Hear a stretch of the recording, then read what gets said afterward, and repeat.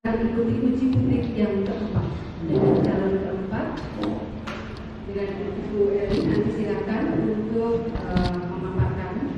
Ibu, sebelumnya kami sampaikan waktu uji publik 45 menit.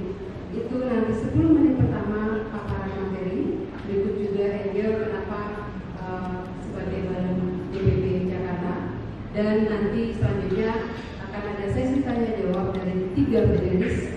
Berikutnya dari audiens yang ada di sini. Oleh karenanya, waktu kita mulai pukul 13.15 dari sekarang, waktu 10 menit pertama kami persilakan kepada Ibu Eli. Silakan.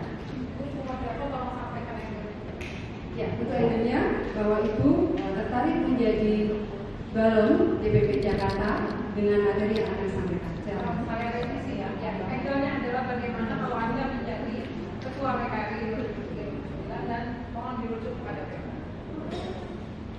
Baik, terima kasih.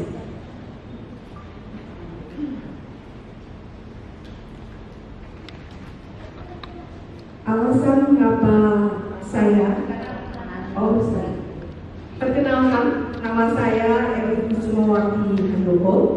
Saya berasal dari DPD Keuskupan Purwokerto. Selain itu, saya juga sekarang ini menjadi salah satu pengurus dari Dewan Pengurus Pusat Wanita Katolik RI di bidang divisi internal data, secara khusus di bidang kaderisasi. Alasan saya mengapa saya mau untuk dijadikan salah satu balon pimpinan Wanita Katolik RI untuk periode yang akan datang adalah saya melihat bahwa di dalam 100 tahun usia organisasi Wanita Katolik RI ini ada beberapa hal yang menjadi kekuatan dari organisasi. Yang pertama, dengan usia yang ke-100 tahun ini menunjukkan bahwa organisasi yang kita cintai ini adalah organisasi yang sudah tua dan juga sudah kuat, menunjukkan satu kekuatan di usianya yang bisa mencapai 100. Kemudian yang kedua, ada struktur yang sangat jelas, mulai dari tingkat pusat sampai dengan tingkat paling bawah, yaitu akar rumput, dalam hal ini Dewan Pengurus Ranting. Kemudian yang ketiga, organisasi ini ada di seluruh wilayah di Indonesia. Dan yang keempat, kekuatan yang lain bahwa anggota dari Wanita Katolik RI terus-menerus bertambah dari waktu ke waktu. Itu menunjukkan satu kekuatan yang luar biasa yang dimiliki oleh WKRI, oleh Wanita Katolik RI.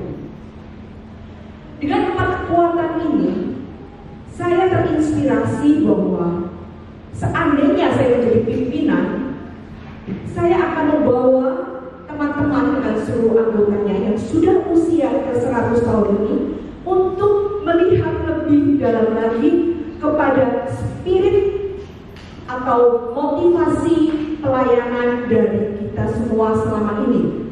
Spiritualitas pelayanan selama ini. Ada begitu banyak hal yang sudah dibuat selama 100 tahun. Ada begitu banyak karya yang bisa dibuat dan yang sudah dibuat.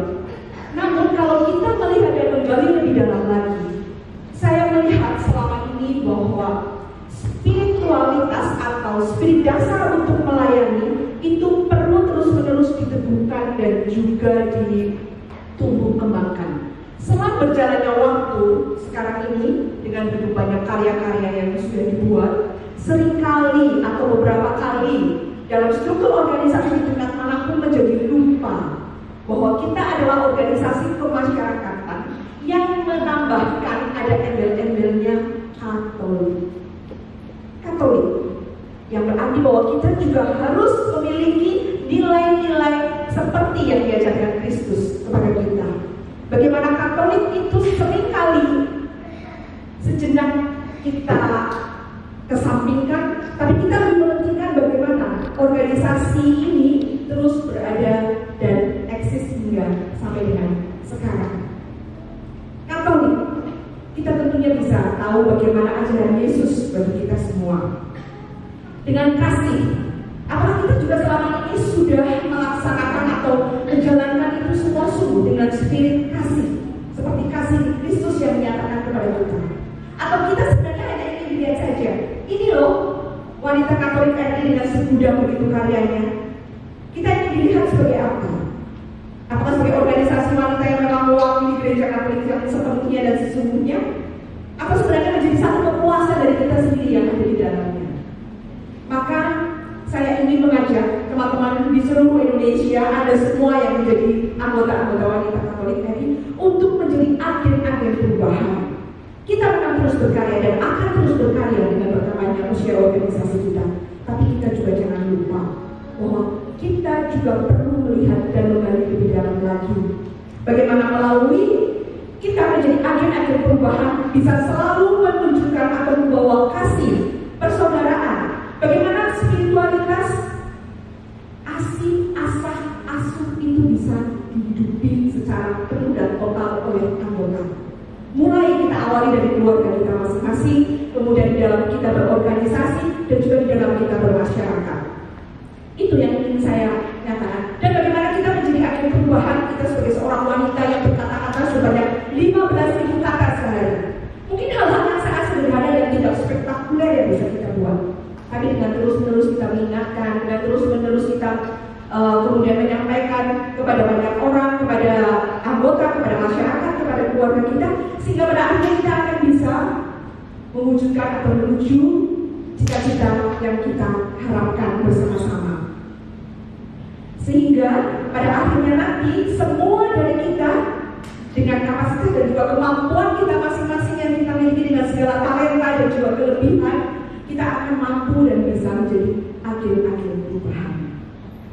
Ada banyak cara. Kalau tadi saya mengatakan kita bisa mengatakan itu dengan kata-kata kita, tapi juga melalui media sosial yang kita miliki, kita bisa membawa dan juga mewarnai. Sehingga sungguh semua orang, akhirnya para perempuan-perempuan Katolik, perempuan-perempuan Indonesia itu bisa menjadi anggota wanita Katolik mulai dari sejak mereka berusia 18 tahun.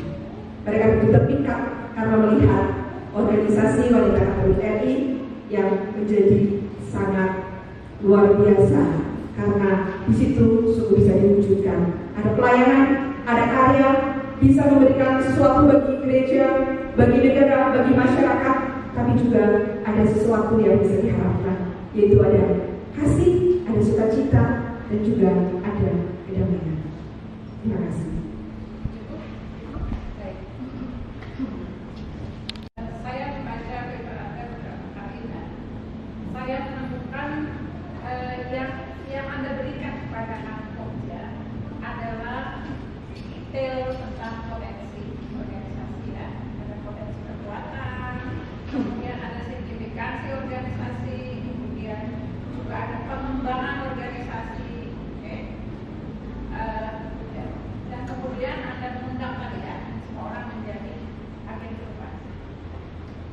Agen perubahan ini sesuatu yang tentu saja orang yang yang menarik. Pertanyaan saya, karena ini semuanya ini mapping yang Anda berikan kepada kami. Sementara saya ingin sekali mendengar langkah-langkah konkret, ya, bagaimana transformasi ini dilakukan.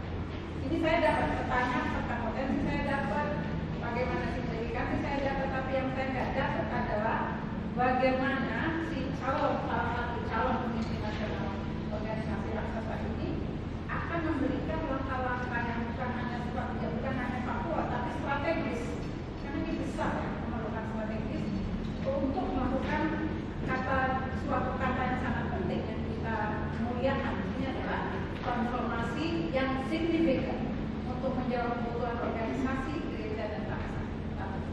Yang kedua adalah ketika Ibu Eli ingin membawa kami semua ini ke dalam satu transformasi, artinya kan Ibu Eli akan melihat kekuatan yang sekarang ada, kelemahannya sekarang ada apa, saya ingin mendengar gitu, ya. Dan di bidang mana Ibu melihat kekuatan dan kelemahannya itu, di bidang mana yang menurut itu bisa nyelidik weakness-nya apa, Ibu ingin membawakan kita sendiri transformasi kayak seperti apa, mungkin itu dulu. Nanti ada banyak lagi. Oke, terima kasih. Salah satu strategi yang ingin saya lakukan melalui dari hasil kongres, pada saat nanti kita kongres, ada hasil kongres, ada banyak tentang program-program kerja yang sudah diputuskan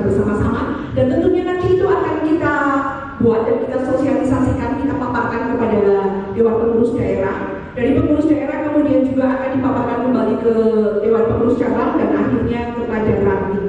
Ada kebijakan-kebijakan yang bisa kita buat. Ada beberapa strategi-strategi yang bisa kita lakukan. Bagaimana hal itu? Karena ini menjadi satu kekuatan dari kita bahwa organisasi Wanita Katolik RI ini adalah secara struktural, mulai dari atas sampai dengan ke bawah itu sama. Seandainya dari tingkat atas sudah memberikan satu cara, satu strategi, satu program yang memang bisa dilakukan untuk melakukan satu perubahan itu, maka dari tingkat atas akan terus bisa terwujudkan sampai dengan tingkat yang paling bawah, sampai dengan akar rumput, yaitu di Dewan Pengurus nanti, di mana anggota ada di sana. Melalui satu strategi, satu kebijakan, apa yang harus kita lakukan, apa yang harus kita buat untuk bisa kita menjadi agen-agen perubahan, untuk kita membawa suatu perubahan yang baik untuk organisasi kita ini. Jadi tentunya melalui kebijakan, melalui keputusan, dan juga melalui strategi-strategi kerja yang harus kita lakukan. Itu yang pertama. Kemudian yang kedua selama ini dari kekuatan dari teman. Oke. Yang menjadi kekuatan dari organisasi kita adalah bahwa kita secara struktural itu mempunyai satu tujuan yang sama, mempunyai visi yang sama, mempunyai sesuatu yang ingin digarap yang sama, dengan aplikasi disesuaikan dengan daerah, dengan cabang, dan juga dengan ranting masing-masing. Tujuannya sama, tidak berbeda-beda, hanya struktur dan juga aplikasinya atau pelaksanaannya di tiap-tiap daerah, di tiap cabang, di tiap tempat itu pasti akan berbeda. Disesuaikan dengan potensi daerah, disesuaikan dengan kebutuhan dari tiap-tiap daerah. Itu adalah yang menjadi kekuatan. Maka itu yang bisa untuk membawa satu perubahan bagi organisasi ini. Nah, selama ini yang memang menjadi satu kendala, sejauh ini saya melihat berproses dan juga mengalami dalam hal ini seringkali kita sendiri, para anggota Wanita Katolik RI itu sendiri, yang tanpa kita sadari kita sering menjadi penghambat teman kita sendiri, anggota kita sendiri. Dengan apa misalnya? Dengan bagaimana kita tidak bisa berkomunikasi atau mengkomunikasikan dengan baik. Yang tadi saya katakan di awal, mungkin bagaimana kita bisa berkomunikasi dengan penuh kasih, seperti itu. Jadi kalau saya lihat selama ini yang menjadi satu kendala dan juga tantangan adalah bagaimana cara berkomunikasi yang seharusnya sebagai organisasi wanita Katolik. Ibu, saya izin ya, Masih ada 2 menit Bu saya. Saya akan ambil dari yang terakhir. Komunikasi yang seharusnya itu buat saya penting. Yang seharusnya, artinya yang seharusnya demikian, yang terjadi demikian. Bagaimana Anda menjembatani ini antara yang terjadi dan seharusnya, dan berikan kepada kami yang terjadi seperti apa, yang seharusnya seperti apa. Komunikasi yang seharusnya yang pertama tentunya secara struktural. Dalam hal ini misalnya dalam satu organisasi, bahwa mulai dari atasan, dari tingkat daerah atau dari presidium, kemudian kepada pengurus, kepada bidang-bidang yang membawahinya. Kemudian dari bidang-bidang membawahinya juga bisa berkomunikasi dengan anggota bidang atau anggota divisi yang ada di dalamnya. Di mana secara mulai dari kepengurusan, mulai dari bawah, kemudian ke atasan, sampai dengan kepada pimpinan dari daerah. Seringkali demi menjaga perasaan, demi menjaga sesuatu supaya tidak dianggap tidak enak atau dianggap sebagai pimpinan saya terlalu memaksakan kehendak, saya sebagai pimpinan terlalu cerewet, sebagai pimpinan terlalu banyak menuntut. Akhirnya saya tidak berani mengkomunikasikan hal itu kepada langsung secara struktural, misalnya kepada bendahara atau kepada sekretaris saya, tapi bisa jadi melalui orang lain. Yang akhirnya kalau sudah disampaikan ke orang lain, pasti bumbu penyedapnya akan bertambah. Terjadi apa? Itu terjadi apa? Terjadi apa pada malam? Terjadi. Saya mengalami itu terjadi mulai dari dulu saya mulai aktif sampai dengan sekarang. Baik, dilanjutkan dengan pendengar kedua. Terima kasih Bu Eri. Saya ingin bertanya soal di paper Ibu dan tadi disinggung sedikit waktu Ibu menjelaskan pada kita semua. Itu sangat menekankan persoalan pengembangan organisasi poin pelaku perubahan BKR. Itu 2 poin yang saya tangkap sangat penting bagi kalau nanti terpilih menjadi ketua DPP yang berikutnya. Nah, mengenai pengembangan organisasi, Ibu bahkan mengutip persoalan yang sangat ditekankan oleh KWI mengikuti Bapak Suci Paus Fransiskus mengenai sinodalitas, yaitu berjalan bersama, persekutuan, partisipasi. Kalau saya boleh tanya secara konkret dalam konteks sinodalitas ini, WKRI menurut Ibu apa yang bisa secara konkret dilakukan dalam konteks sinodalitas itu? Bahkan Ibu di paper Ibu itu masih di subjudul yang sama, mengaitkannya dengan permasalahan tentang lingkungan hidup atau ekologi, isu perempuan dan anak. Yang kedua terakhir adalah soal pelaku perubahan. Ini menurut saya sangat penting tadi Bu Heri menyinggung tentang transformasi organisasi yang sudah kuat ini, bagaimana bisa bertransformasi justru menjadi agen perubahan. Tetapi Ibu juga di kalimat berikutnya mengatakan, tadi juga sudah ditanyakan, bahwa ada beberapa masalah intern di dalam organisasi ini yang justru bisa menjadi kendala. Nah, pertanyaan saya Putra, konkretnya sinodalitas seperti apa? Dan kalau WKRI mau menjadi pelaku perubahan, agen perubahan, konkretnya juga seperti apa? Dan keterkaitannya dengan kendala internal ini. Dan kalau saya boleh menangkap ya setelah mendengarkan itu calon keempat ya, 3 calon yang lain, dari tadi kayaknya tadi pagi itu kita selalu membahas soal komunikasi. Jadi apakah saya boleh menyimpulkan ini salah satu kendala internal itu adalah komunikasi yang kurang efektif. Nah, bagaimana Ibu bisa mengatasi persoalan kendala internal komunikasi yang kurang efektif ini, sekaligus mentransformasi organisasi ini untuk bisa menjadi agen perubahan? Itu tidak mudah. Nah, konkretnya itu strategi Ibu itu seperti apa? Terima kasih. Silakan ditanggapi. Saya coba yang pertama dulu ya Bu. Saya tadi kurang pas pertanyaannya, silakan. Oke, baik. Yang pertama tentang pengembangan organisasi ya Bu. Itu ya, pengembangan organisasi sejalan dengan gereja yang sinodal, berjalan bersama. Dari pengalaman saya 2 kali periode menjadi ketua presidium di DPD Keuskupan Purwokerto, bahwa kami bisa, saya dengan teman-teman bisa membawa organisasi wanita Katolik RI ini sampai dengan sekarang ini itu karena pengalaman saya mau berjejaring, mau berjalan dan membuka diri. Dalam hal ini di tingkat keuskupan tentunya saya bekerja sama dengan komisi-komisi yang secara terkait dengan karya wanita Katolik RI adalah PSC, kemudian ada juga komisi pendidikan, khususnya kami menangani di bidang pendidikan untuk anak-anak waktu itu yang berhubungan khusus. Kemudian ada lagi juga dengan komisi kerawang tentunya, bagaimana kita menjadi garang di tengah masyarakat. Dari pengalaman itu menunjukkan bagaimana saya bersama teman-teman bisa berkarya begitu banyak hal dengan tanpa mengeluarkan begitu banyak biaya. Dalam hal ini keuangan.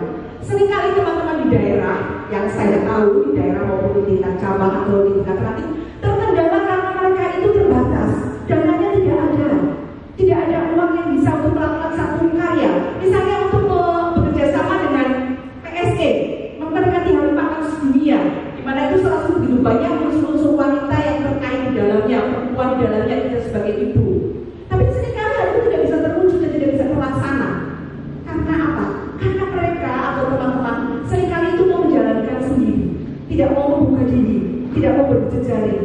Sehingga dari pengalaman ini saya sungguh ingin menginspirasi bahwa teman-teman sebenarnya ada begitu banyak karya yang bisa dibuat. Kita bisa berjejaring dengan banyak hal. Apalagi dengan situasi yang sekarang ini ada begitu banyak peluang-peluang dari lembaga-lembaga lain, dalam hal ini lembaga pemerintahan yang bisa membantu kita, mensupport kita. Mungkin kita tidak bisa banyak untuk hal pendanaan, tapi kita bisa berkarya. Ada begitu banyak anggota di mana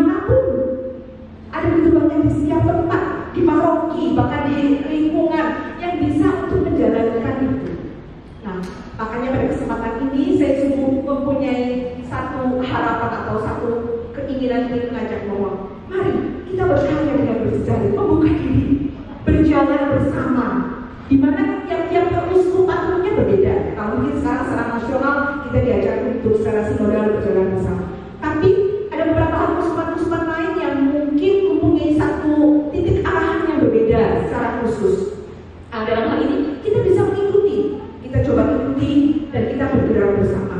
Karena satu hal, meskipun kita begitu banyak dan kaya memiliki anggota dan kita ada di semua tempat, kalau kita tidak mau membuka diri dan bersejaring dengan gereja lokal setempat, kita tidak akan bisa berkarya begitu banyak.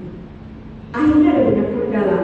Bisa jadi kita akan dibatasi, bisa jadi kita akan dipersulit, bisa jadi kita mungkin tidak diterima. Seperti itu. Jadi ini dari hasil ini lebih menginspirasi saya bahwa saya ingin mengajak, ayo kita membuka diri, berani membuka diri. Memang kita sebagai organisasi yang mandiri, iya.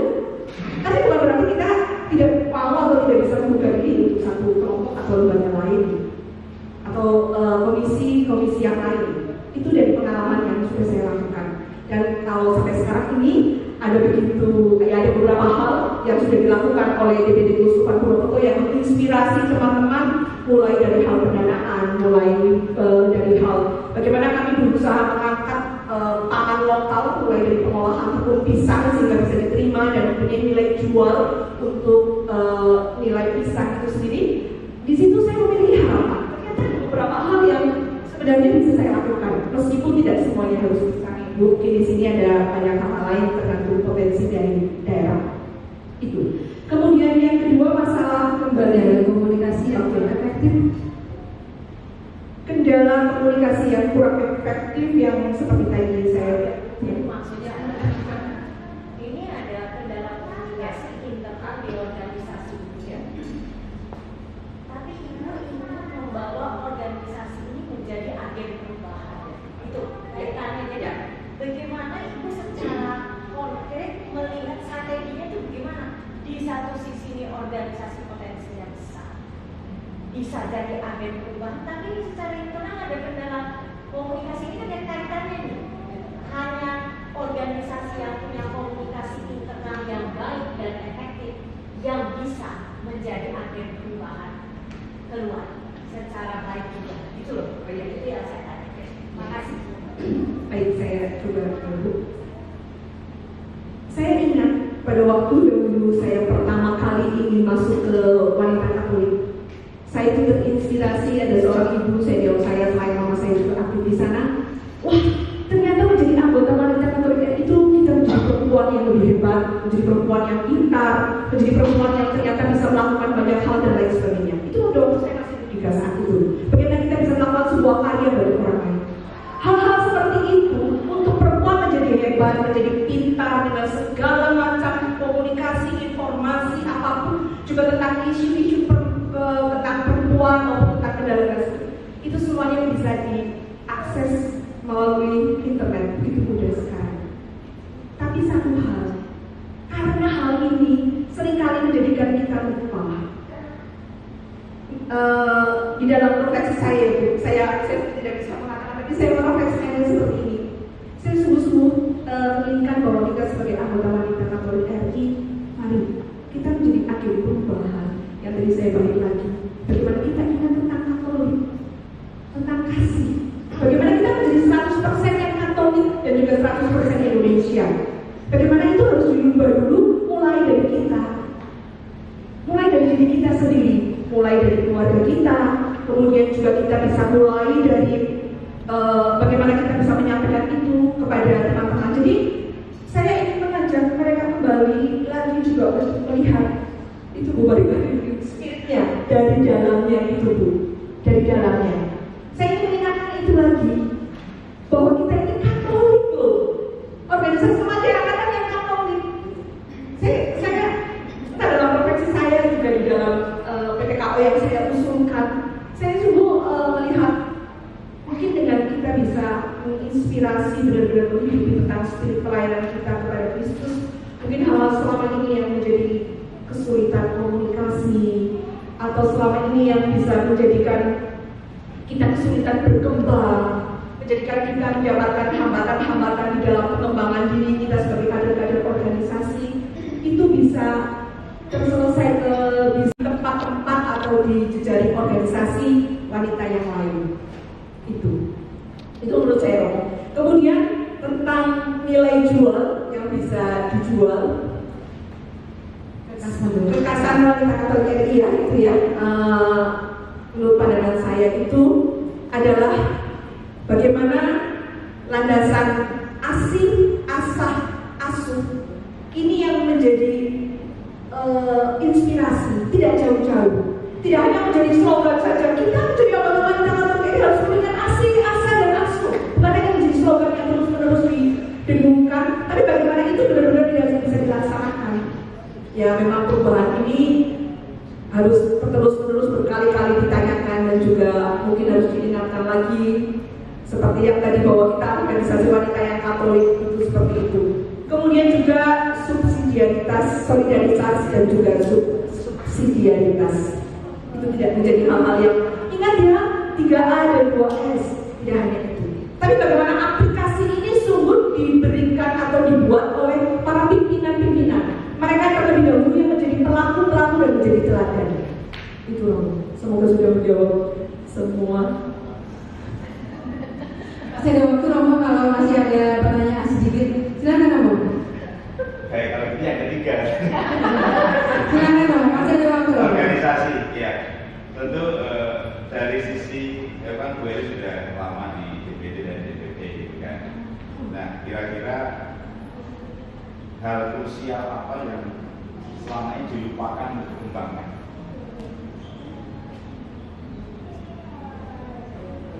Itu aja. Komunikasi dan transparansi di dalam relasi, keterbukaan, terbuka. Kita bekerja sama, khususnya di DPD maupun di DPP, itu bukan waktu yang sebentar, 5 tahun. Ada begitu banyak yang sudah kita korbankan, bukan hanya waktu, materi. Kita datang rapat kan bayar sendiri ya, ongkosnya, seperti itu.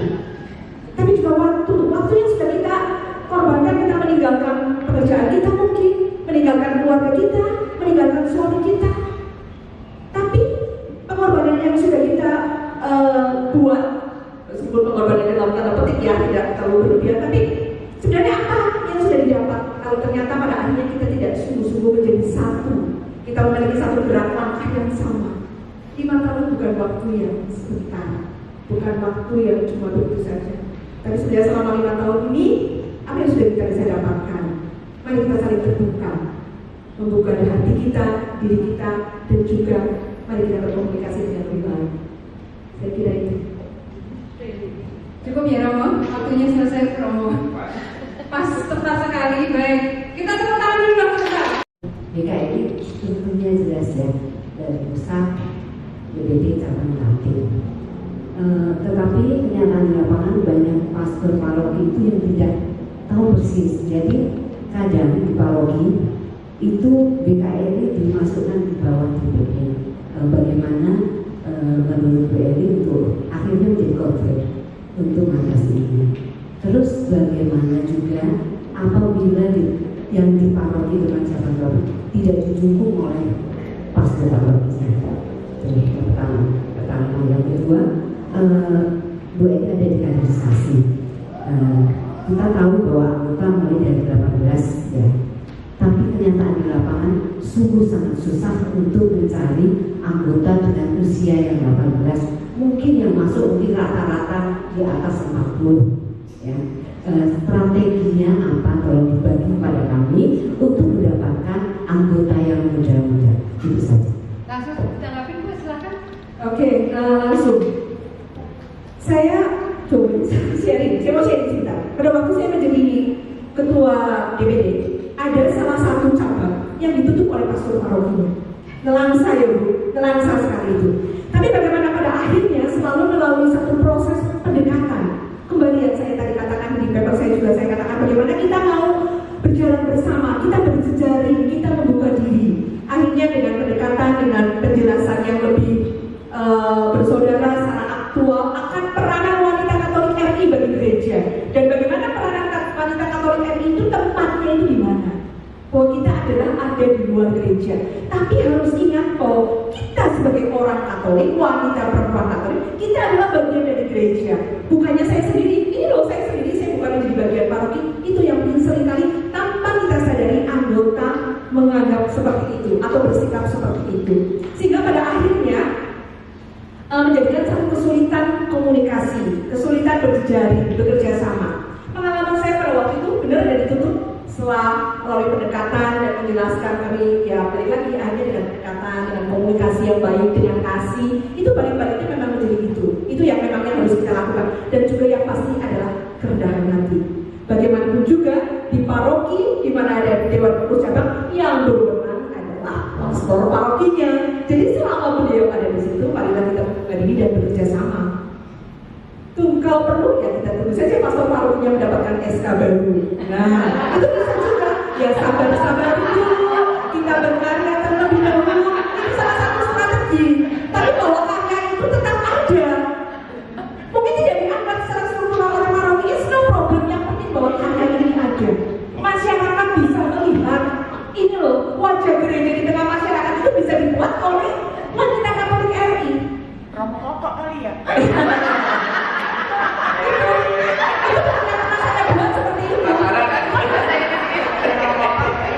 Nah, bagaimana strateginya nih 18 plus ini menjadi kendala di seluruh Indonesia dimanapun yang sudah masuk ke sana pasti emak-emak. Bagaimana saya pada waktu itu pertama kali menjadi ketua presidium itu adalah saya menjadi ketua presidium yang termuda. Maaf saya mau pamer sedikit ke sini. Bahwa saya usia 38 tahun menjadi ketua presidium se-Indonesia paling muda pada waktu itu. Memang tingkat kesadaran itu memang tidak bisa kita paksakan. Tapi balik lagi kita sebagai anggota, bagaimana kita bisa mengembangkan itu mulai dari keluarga kita. Bagaimana kita bisa menunjukkan bahwa kita sebagai anggota wanita Katolik RI mampu merubah menjadi agen-agen perubahan yang penuh kasih, bisa seperti itu dan komunikasi yang baik. Yang akhirnya, oh iya, yang mama saya tunjukkan kepada saya, dia bagaimana melayani balita dan sebagainya. Akhirnya menumbuh kembangkan saya. Ya, saya setelah selesai di OMK, saya akan masuk ke PKRI. Saya mau jadi ketua PKRI pada waktu dulu saya bermimpi seperti itu pada waktu masih muda. Itu pengalaman. Dan juga yang kedua, ya kita harus update dong. Update, ikuti perkembangan zaman sekarang apa. Untuk teman-teman seangkatan saya untuk berubah, untuk mengajak mereka mulai dari kegiatan yang sekarang ini mungkin di Dewan Paroki atau di kelompok lain menjadi anggota PKRI itu memang tidak mudah. Tidak terlalu cepat begitu saja. Tapi bagaimana kita bisa menarik dengan banyak hal. Sekarang ada begitu banyak yang bisa kita tawarkan. Kita mengadakan lomba line dance, kita mengadakan lomba sepeda, apa-apa yang memang diminati oleh ibu muda. Dan satu hal lagi, memang tidak bisa dipaksakan terlalu banyak karena mereka adalah usia produktif. Tapi saya punya satu strategi, sebentar lagi ya, ini saya kira baik. Entah nanti saya jadi pimpinan atau tidak, tapi ini saya sharingkan pada kesempatan kali ini. Pada waktu itu, kami kesulitan untuk membuat ranting ya. Ada satu cabang yang rantingnya hanya satu. Adik-adik ibu, bagaimana komunikasi, bagaimana relasi, pendekatan dengan pastor paroki. Akhirnya kami diundang dan mensosialisasikan tentang wanita Katolik RI pada waktu pertemuan lingkungan. Dan akhirnya setelah melalui proses beberapa hal, akhirnya pada waktu yang sama dilantik berapa pengurus waktu itu? 11 pada waktu di salah satu cabang saya. Itu kenapa? Karena saya menggunakan pastor paroki, bukan menggunakan maaf, saya mendekati, kemudian mengajak beliau sebagai penasehat rohani. Dan akhirnya yang menjadi anggota itu bukan hanya kita saja, ya mungkin sedikit ada paksaan ya, tapi bahwa ada satu ajakan kesadaran bahwa kita adalah perempuan-perempuan Katolik yang harusnya memang mendaftar menjadi anggota wanita Katolik RI. Sekarang saya bahagia sekali kalau di Purwokerto itu ada begitu banyak ibu-ibu muda yang sudah menjadi anggota wanita Katolik RI. Kalau Anda punya kesempatan, mari kita bisa ketemu dengan bagaimana anggota-anggota di sana juga sebagian besar ya 30-an% masih jauh di bawah saya. Kira-kira itu. Sorry. Baik, menjawab ya Ibu. Baik. Kami tawarkan lagi satu pertanyaan tadi. Ibu dari Jawa Barat ada? Kesempatannya. Pertanyaan saya sederhana aja. Saya tadi amati Ibu dengan begitu semangat sekali. Ya, pertanyaan saya adalah, apakah dalam menjalankan pelayanan WK ya, titik jenuh di mana ibu kehilangan semangat, entah karena persoalan, entah karena anggota-anggota yang berselisih. Karena saya pernah lihat baru dilantik jadi ketua, nggak berapa bulan dia mengundurkan diri, Bu. Entah permasalahannya apa. Sebagai itu pertanyaan saya, pernahkah ibu ada di titik bawah dan bagaimana cara mengatasinya? Terima kasih. Sebagai manusia biasa, saya pernah mengalami satu titik jenuh. Saya pernah juga mengalami satu kekecewaan. Bagaimana kesalahpahaman, bagaimana hal-hal yang terjadi di dalam komunikasi, di dalam banyak hal dalam relasi. Karena kita tidak bisa memaksakan semua orang juga menyukai saya, mensupport saya, dan bisa bekerja sama dengan saya. Meskipun saya bisa bekerja sama dengan semua orang, tapi orang lain belum tentu mau bekerja sama dengan saya. Maka pada kesempatan itu saya tentu mengalami satu kesedihan. Saya pernah juga terpuruk, Tuhan, apakah Engkau sungguh memang menghendaki atau saya berkarya di sini? Ternyata ada begitu tantangan-tantangan yang begitu banyak. Pernah gue mengalami kejenuhan itu. Ya kalau memang ada kejenuhan seperti itu ya saya coba menarik diri, kembali merefleksikan tentang apa yang sudah saya lakukan dan apakah memang itu bermanfaat dan juga membawa damai sejahtera bagi saya maupun keluarga saya atau tidak. Pasti seperti itu. Itu yang coba saya olah. Jadi memang ya balik lagi kepada spiritualitas pelayanan kita. Sebenarnya seperti itu. Apa yang mau kita sampaikan? Apakah kita butuh tepuk tangan? Apakah kita butuh penghargaan? Apakah kita butuh jabatan? Atau kita sebenarnya memang ingin membagikan rasa syukur kita kepada Tuhan melalui apapun karya pelayanan kita yang bisa Tuhan berikan bagi kita. Itu yang saya. Cukup menjawab ya Ibu. Baik, satu pertanyaan lagi. Sebenarnya waktunya sudah mau habis, tinggal 2 menit lagi. Tapi saya akan berikan satu kesempatan lagi. Silakan. Ada lagi yang lain? Tidak ada? Setengah menit ya Bu pertanyaan dan nanti 2 menit akan dijawab oleh Bu Edi. Silakan. Sebagai mengenali diri sendiri, ibu pasti punya kelemahan dan kelebihan. Apa kekurangan ibu yang paling besar yang bisa mungkin nantinya akan menghambat kinerja ibu sebagai pimpinan DPP? Yang kedua, apakah ibu sudah punya rancangan atau draft kabinet nantinya untuk di DPP yang isinya kalau muda, mengingat asal ibu dari Purwokerto, seberapa majemuk nanti isi kabinetnya? Kemudian terkait adanya divisi-divisi di DPP, apakah ibu akan mengubah struktur organisasi yang ada, melengkapinya atau menguranginya karena itu kan nggak ada di ADRT ya? Terima kasih. Silakan nanti ditanggapi Bu Edi 2 menit ya Bu. Jadi saya sudah